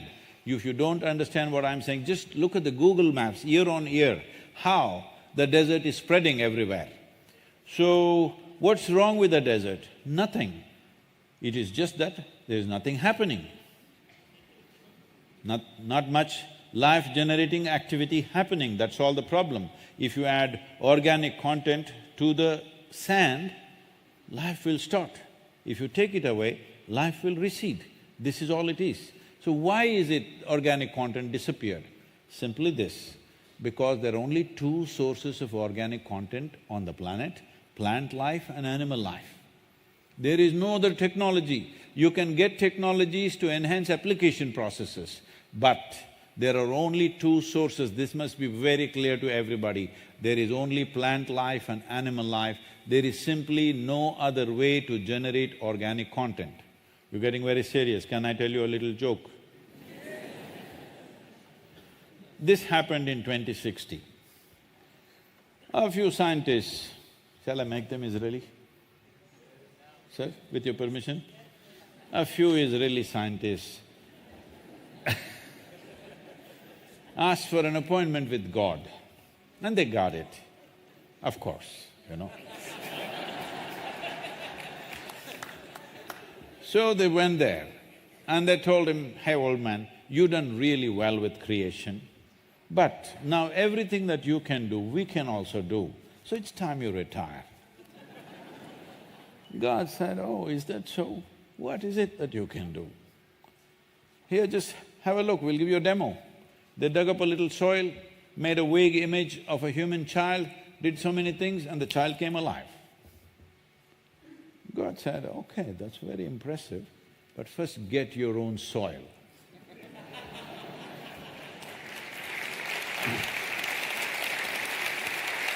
There is no substitute for soil. There is simply no substitute for soil. So what is the policy? The policy is this: whatever is your organic content right now, each nation can decide how many years, how much incentive, whatever, but you create an incentive that if a farmer gets his farm to 3% organic content, which is the minimum needed for all these organisms to reasonably be well nourished, if he gets it to 3%, he will get a certain incentive. If the incentive is attractive enough, then most farmers will anyway go for it. Once the farmer goes for this, the business and industry must get into the act and get him the carbon credits in the world. Right now, the carbon credit system is so complex, most farmers are not able to figure it out. It is just that if you test 10 random points in your field and show 3% organic content, they must be eligible for carbon credit. This is the second level of incentive for him. The third level of incentive is, let's say you produce an apple in your farm, now you are producing an apple at 1% organic content in the soil, what nutrients it has? If it is 3% organic content, what nutrients it has? We know the science already. So if it has this many micronutrients extra, naturally it will sit on a higher shelf in the marketplace. So you may have to pay a little extra, but instead of eating 5 apples, you need to eat 1 apple to get the same nourishment. But if my farm is 6% organic content, then my apple will sit on a higher shelf and it'll cost more, but instead of eating 10 apples, you have to eat 1 apple. That's the difference it'll make in our food consumption. So these 3 levels of incentives need to happen in every nation, otherwise farmers will not go for it. You know, in India right now, 63% of India's population is in farming. When we made a survey, we realized not even 2% of the farmers want their children to become farmers.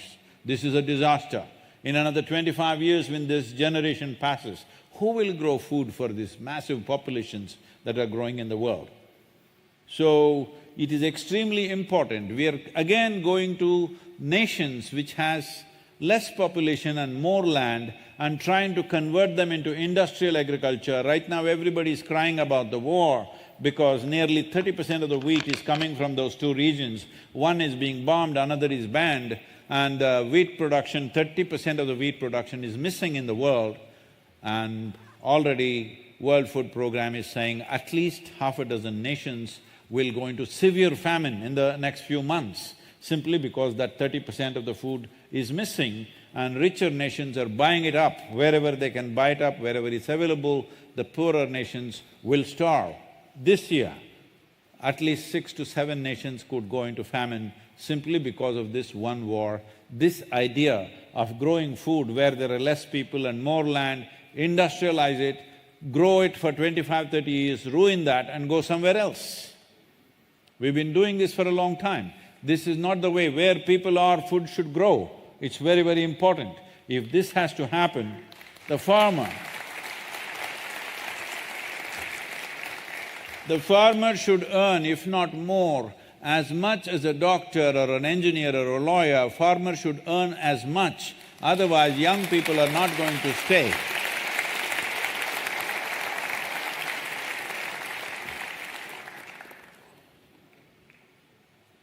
I know, it's late for you. I'll tell you one of my great-grandmother was an expert storyteller. So we are there for 30 to 40 days. In the vacation time is the only time when we meet her. It's about 36 of us, all cousin brothers and sisters living in various cities. We all arrive at our ancestral home and it's one rollicking madness happening there. So in the evening, she'll start the story. Everybody will gather. And she's talking about a princess who starts combing her hair. By the time the comb reaches the end of her hair, our vacation is over. We say, what's next, what's next? You say, come next time. And she's over 100, she says, come next time. What do you do? Anyway, this is one story which stuck with me. This happened. There was a farmer who worked hard and broke the land and grew in those days. Then he had two sons.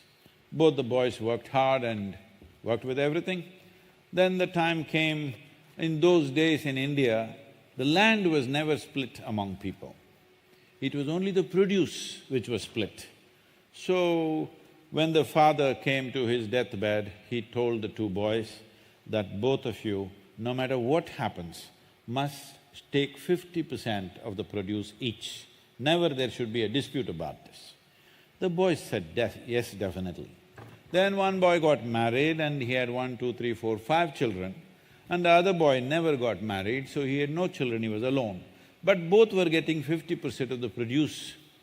So one day one worm entered one of the boys' minds. You know, worms sometimes enter in your head, do funny things. They should be in the earth, but unfortunately they're in people's heads. So a worm entered and this guy who had 5 children and a wife thought, I have a wife and 5 boys and they will grow up and break more land for me and I will always be well, but my brother has nobody. In his old age, what will he do? So he must get little more than me. So in the night, secretly, from his store, grain store, he takes a sack of grain every night and walks quietly in the darkness and puts it in his brother's grainage. After some time, the same worm entered the other brother's head also, and he started thinking, I'm just alone, what do I do with all these earnings? My brother has 5 children and a wife to take care of, he should have more, but he's so proud he won't take it. So in the night, he started taking a sack of grain every night and putting it in his brother's grainage. This exchange, reverse osmosis was happening for many years. One day, the townspeople wanted to build a temple in the village and they were looking for a site. But they couldn't find it at all, they were searching, they couldn't find a good site because in India, a temple site is not just chosen by its advantage of location, it has to have a certain energy, it has to have a certain sanctity. They did not find any such place, so they were continuing to look. But it so happened, by then both these brothers have grown old, and one night they were carrying these sacks and came and they saw each other. What was happening all these years, this reverse osmosis, his grain is going into this guy's storage, this guy is putting it back there. They looked at each other and they avoided and they continued their journey and put the sacks there and went back. And then they died. After they died, the townspeople felt the place where they met on that night, carrying sacks of grain, trying to put it in the other person's grainage without the other person knowing about it, and when they looked at each other, they felt so embarrassed that they looked away and continued their act. They thought, this is the best place to build a temple. Let's build the damn temple in this world. That's the temple we need.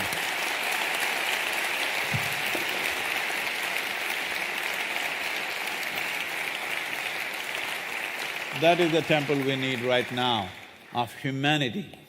We need a temple of humanity. We have spoken a lot about divinity, nothing to say about it. I'm not saying anything, questioning anybody's beliefs or anything, it's fine.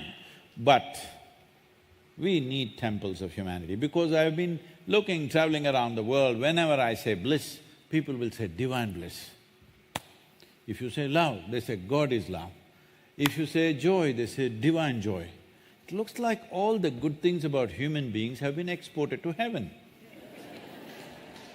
These things are very useful here on this planet.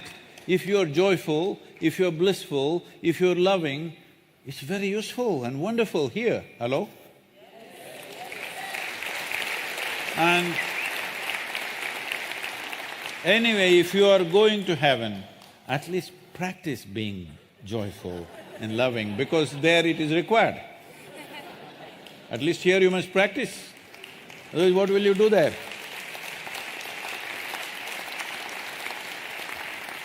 So, the wonderful people of Tel Aviv, do I have it with you?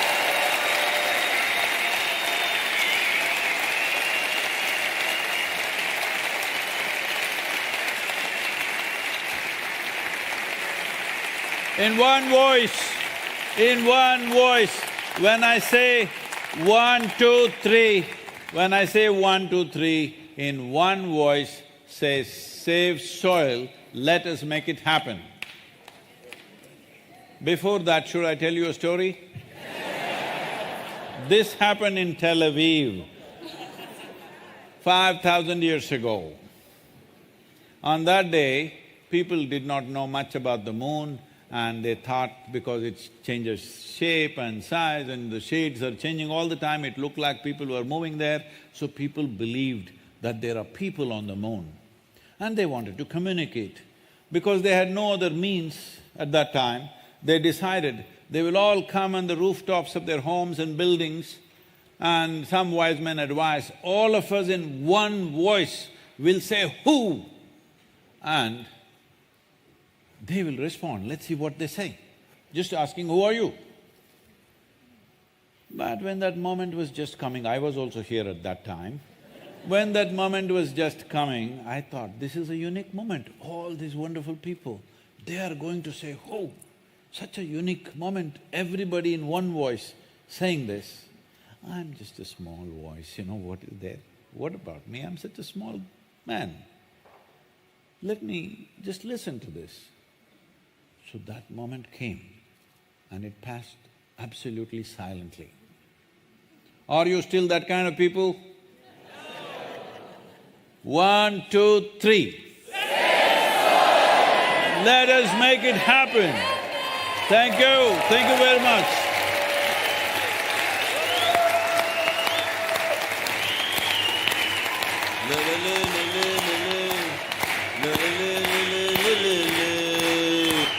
It's a soil anthem.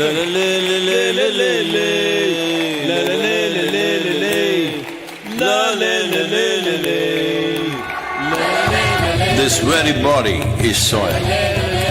My body, your body, everybody is just soil body.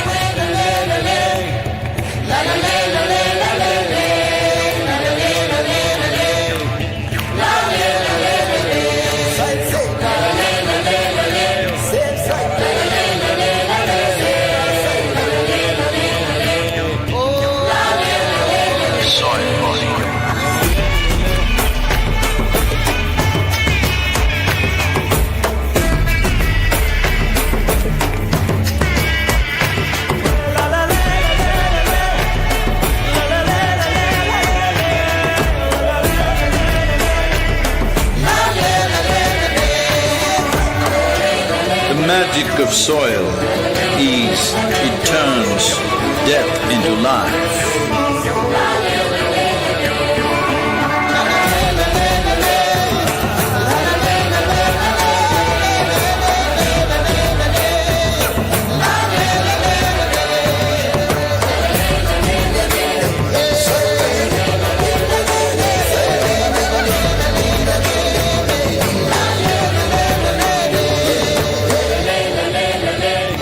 Depleted soils will not quench the fire of hunger. Unquenched hunger can burn the very world. This is a generational responsibility. Save soil. Let's make it happen.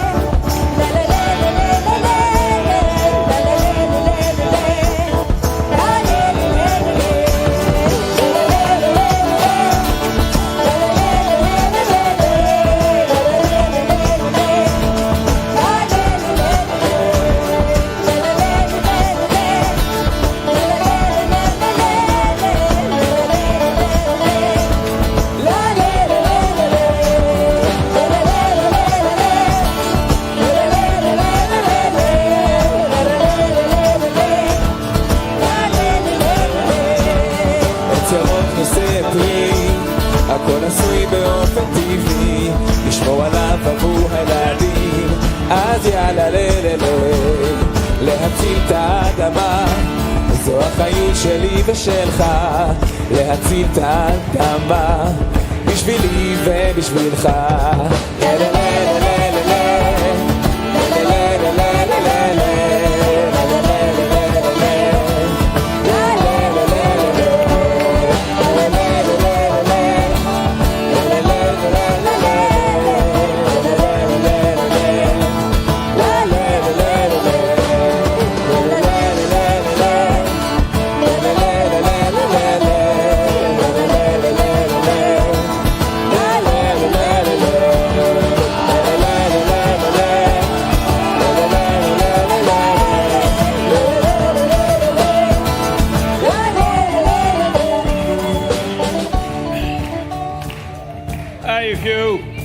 People of Tel Aviv, the wonderful people of Tel Aviv, if you enhance the message in… 1 second, I want to tell you this. Tomorrow, I'm going to Ivory Coast to speak at the talk, COP15, where 197 nations are participating. In the next 1 month, if you… just the people who are here, if you make this number touch 3 to 3.5 billion people, I promise you in 12 months' time, I'm back here to do a spiritual process.